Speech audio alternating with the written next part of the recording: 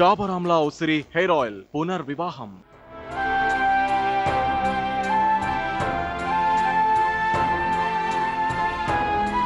Please Yashwant గారు, మీ విషయంలో అలా జరగనివ్వకండి.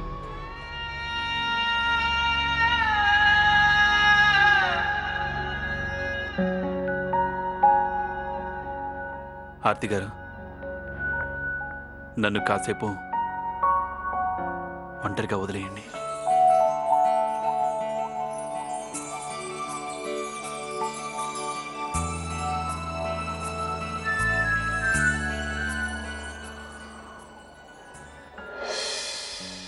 అయ్యో రామా, ఇదేటిది టీ పొడైపోయినది.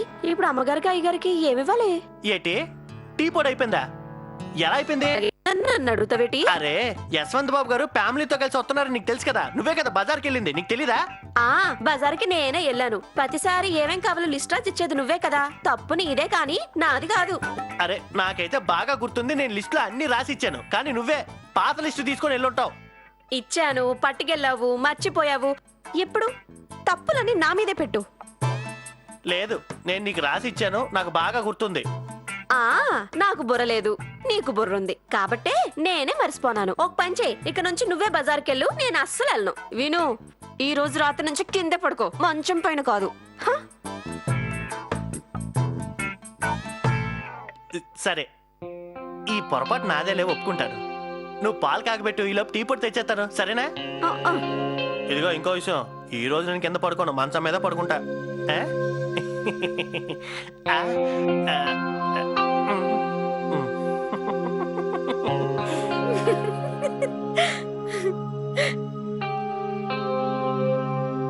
అరే అమ్మగారు మీరా?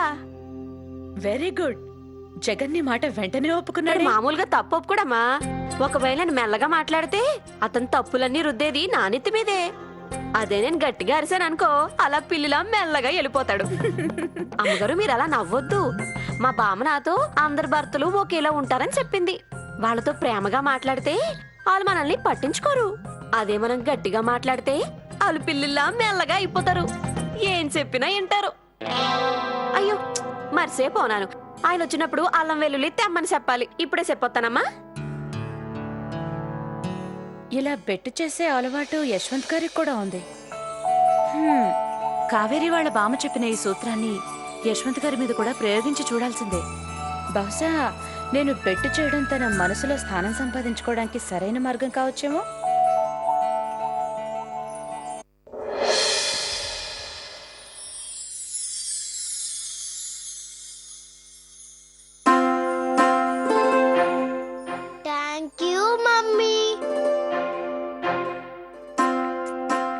థ్యాంక్స్ ఎందుకు? నువ్వు మా మాట విన్నావుగా, అందుకే. ఓ, నేను మీరు చెప్పారని సూట్ వేసుకున్నానా? మీరు థ్యాంక్స్ చెప్తున్నారు? నువ్వు ఈ డ్రెస్ లో చాలా అందంగా ఉన్నావు మమ్మీ. Thank you. పదండి మనం.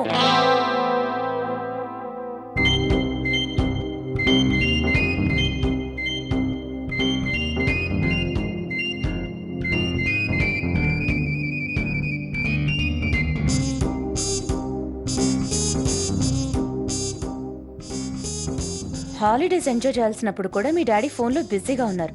అందుకే మీకు అసలు నచ్చడం లేదు కదా? నాకు కూడా నచ్చడం లేదు.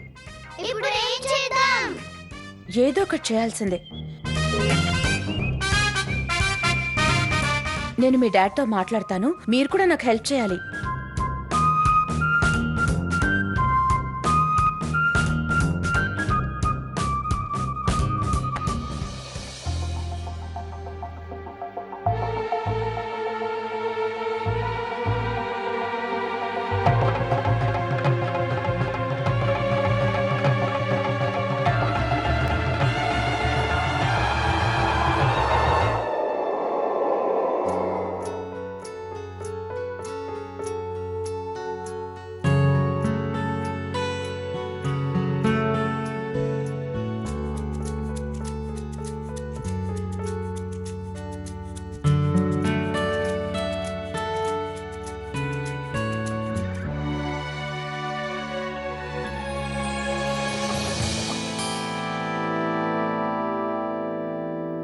ఏం చేస్తున్నారు?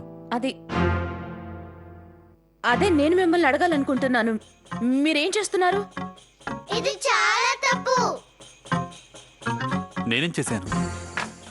మనం ఇక్కడికి వచ్చినప్పటి నుంచి మీరు ఫోన్స్తో బిజీగా ఉన్నారు, మీ ఫైల్స్తో బిజీగా ఉన్నారు. ఇది చాలా తప్పు యశ్వంత్ గారు. ఎప్పుడు ఫోన్తోనే బిజీగా ఉన్నారు.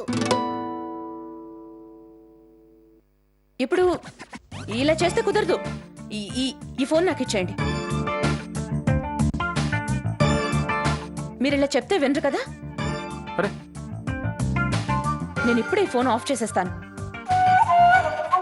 అమ్మయ్యా, అయిపోయింది. ఫోన్ ఎందుకు ఆఫ్ చేశారు? ఆర్తి గారు, ఇదేం పద్ధతి? ఇదే కరెక్ట్ పద్ధతి. మనం అందరం హాలిడేస్ ఎంజాయ్ చేయడానికి వచ్చాం. చూడండి, వాళ్ళ మొహాలను ఒక్కసారి చూడండి, ఎలా డల్గా అయిపోయారో. కానీ మీరు మాత్రం business calls and files work అంటూ ఇలా అయితే ఎలా కుదురుతుంది యశ్వంత్ గారు? చూడండి ఆర్తి గారు, అది చాలా ఇంపార్టెంట్ కాల్, అందుకే నేను ఫోన్తో బిజీగా ఉన్నాను. నా ఫోన్ ఇలా ఇవ్వండి, నేను బిజినెస్ కాల్ చేయాలి. సరే, మీ ఇష్టం వచ్చినట్టు చేయండి. ఇదిగో మీ ఫోన్ ఆన్ చేశాను. మీ ఫోన్ మీరే తీసేసుకోండి. బిజీగా ఉండండి మీ ఫోన్ కాల్స్తో, ఆ ఫైల్స్తో. నేను పిల్లల్ని తీసుకుని మన ఇంటికి వెళ్ళిపోతాను. నేను ఇక్కడ ఉండలేను, బోర్ కొడుతోంది. దీనికంటే మన ఊళ్ళోనే బాగుంటుంది. వెళ్ళిపోతాం. ఆ, పిల్లలు పదండి వెళ్దాం. ఆర్తి గారు, నా మాట వినండి.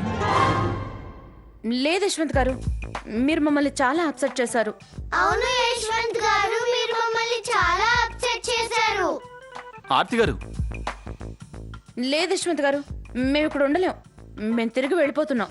మేము తిరిగి వెళ్ళిపోతున్నాం.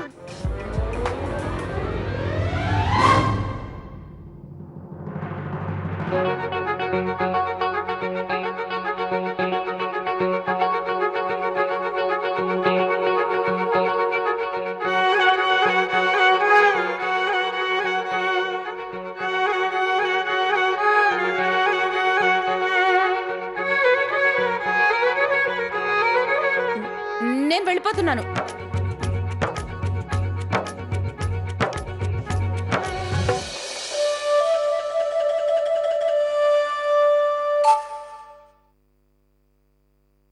ఆర్తి గారు,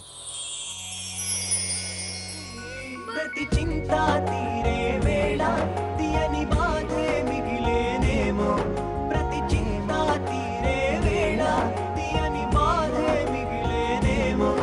ఎంతైనా మనసేగా మనసేగా మనసింతేగా మనసేగా మనసింతే మనసింతే. ఈ మనసుది తీరని ఆరాటం. మనసింతే మనసింతే మనసింతే. ఈ మనసుది తీరని ఆరాటం.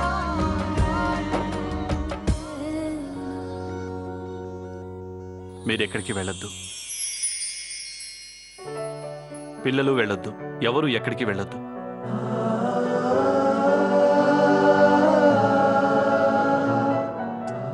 ఐఎమ్ సారీ ఆర్తి గారు.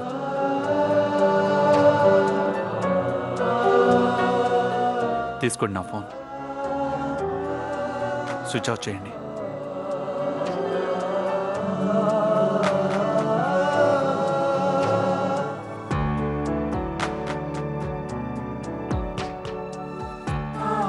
థ్యాంక్ యూ యశ్వంత్ గారు. నేను పిల్లలకి నచ్చ చెప్తాను.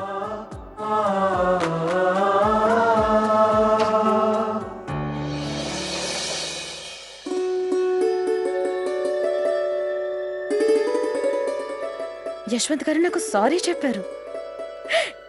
కావేరి వాళ్ళ బామ్మ చెప్పిన ఆ సూత్రం బాగా పనిచేసింది. చివరికి అది యశ్వంత్ పైన కూడా ప్రభావం చూపించింది.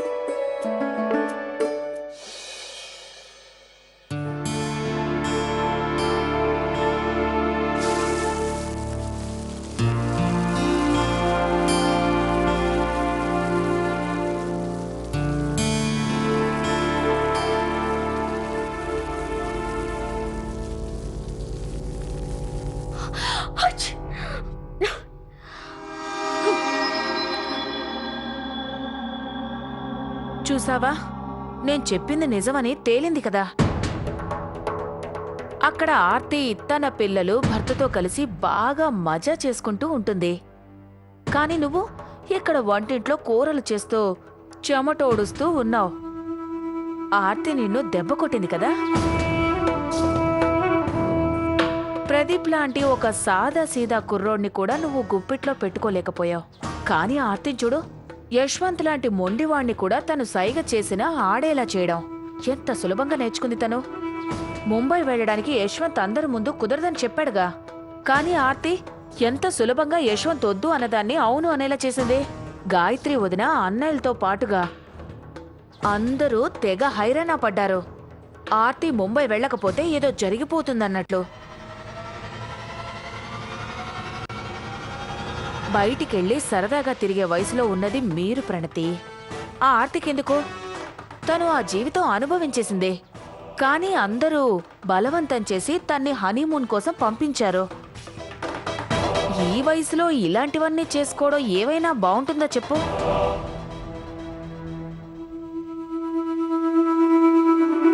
అందుకే నేను చెప్తున్నానమ్మా ప్రణతి, నీ భర్తని అదుపులో పెట్టుకోవడం నేర్చుకో. అప్పుడు నీ మనసుకు నచ్చింది చేయగలవు. లేదంటే ఈ ఇంట్లో నువ్వు కూడా ఒక మామూలు కోడలిగానే మిగిలిపోతావు. లేదు పిన్ని, నేను అలాంటి కోడల్ని కాదు. ఇతరుల కోసం నా జీవితాన్ని త్యాగం చేయలేను. నా జాతకాన్ని మార్చుకునే శక్తి నాకుంది. ఇదొక్కటి తేడా నాకు ఆర్తి అక్కకు మధ్య. నా హక్కుల కోసం ఎవరిని నేను అర్థించను.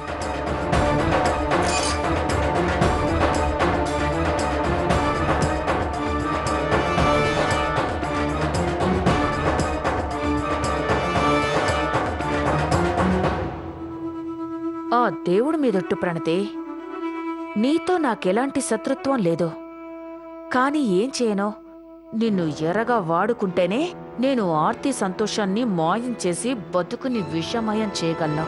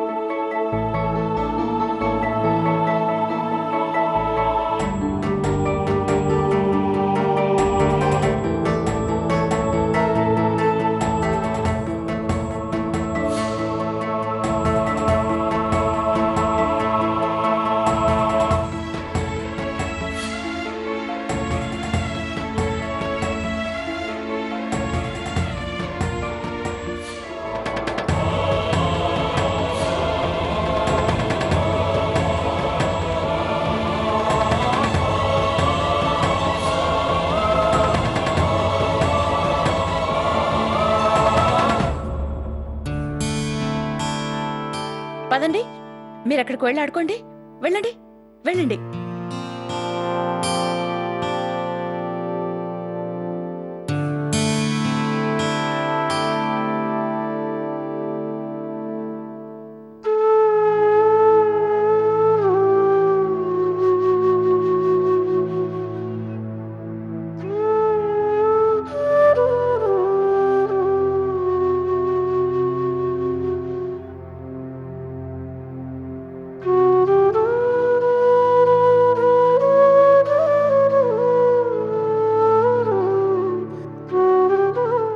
అరే వా యశ్వంత్ గారు, మీ చేతుల్లో నిజంగా మ్యాజిక్ ఉంది. మీరు మట్టితో ఈ కుండని చాలా అందంగా చేశారు. చాలా బాగుంది నిజంగా.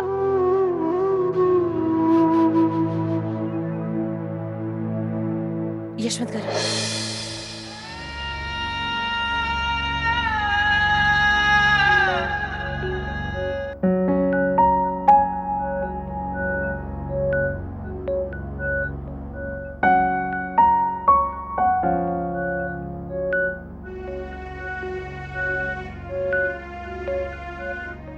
ఆ వీల్ చూడండి, అది చాలాసేపటి నుంచి మీకోసం వెయిట్ చేస్తోంది. పదండి యశ్వంత్ గారు, నాకు కూడా నేర్పించండి మట్టికి ఇంత మంచి ఆకారం ఎలా ఇవ్వాలో.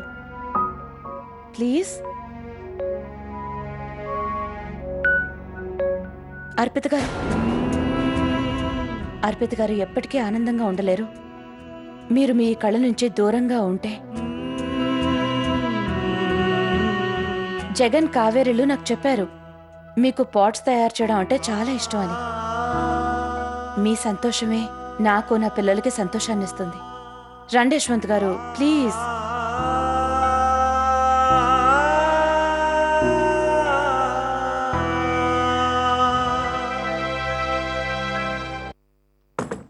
I'm really sorry sir. Family problems వల్ల నేను ముంబై రాలేకపోయాను. కానీ ప్లీజ్ మీరు నాకు ఇంకో ఛాన్స్ ఇవ్వండి. ఈసారి నేను మీకు ఈ సిచ్యువేషన్ రానివ్వను. I promise. ఓకే, ఈవినింగ్ ఒకసారి నన్ను కలవండి. ఓకే, ఎక్కడ కలవాలి? ఓకే, నేను వచ్చేస్తాను. Thank you. యూనో ప్రదీప్, నేను ఆడిషన్కి ముంబై వెళ్ళలేకపోయినా అయినా సరే ప్రొడ్యూసర్ నాకు ఇంకో ఛాన్స్ ఇవ్వడానికి రెడీ అయ్యారు. ప్రదీప్,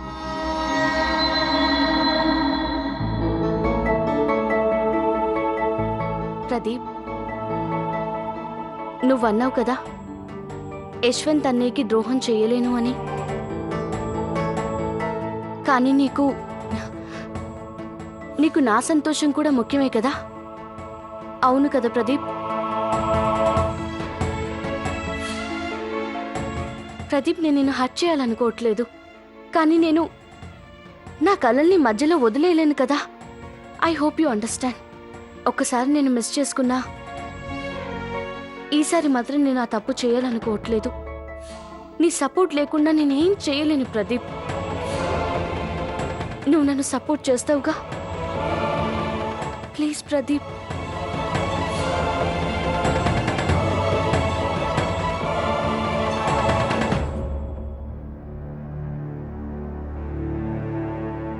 నువ్వు రెడీ అవు. Thank you so much Pradeep. Thank you. I love you. I love you two.